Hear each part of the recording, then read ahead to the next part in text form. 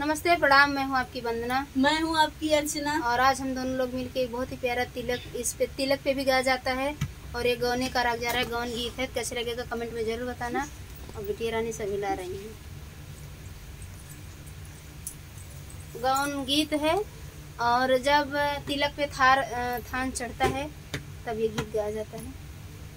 सबका नाम लेके, जैसे चाचा, पापा, भैया। भैया का नाम इसमें नहीं लिया जाता है। चाचा, पापा, दादा, सबका नाम लिया जाता है। और उनकी बीबी का नाम, जैसे थरिया पकड़े हैं कंवने रहमत, उनकी बीबी का नाम लिया जाएगा।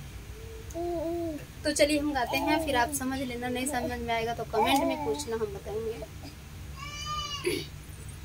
थरिया ना भरा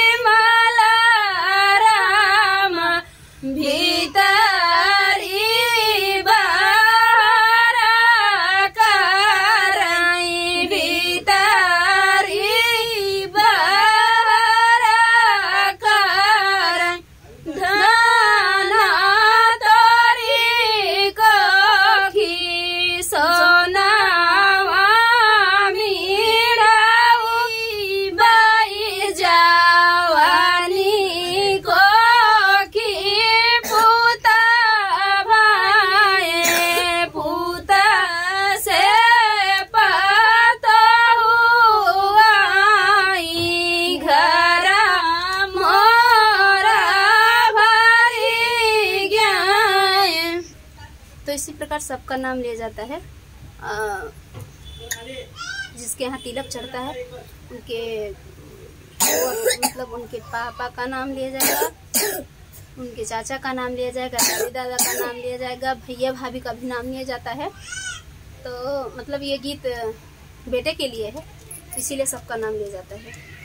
तो ये तिलक गीत विवाह में, जैसे गौन का गीत है, गौने में भी गा सकती हैं। गौन गीत है ये। कैसे लगेगा कमेंट में जरूर बताना। फिर मिलते हैं किसी नेक्स्ट वीडियो में नए गाने के साथ। तब तक के लिए बाय बाय।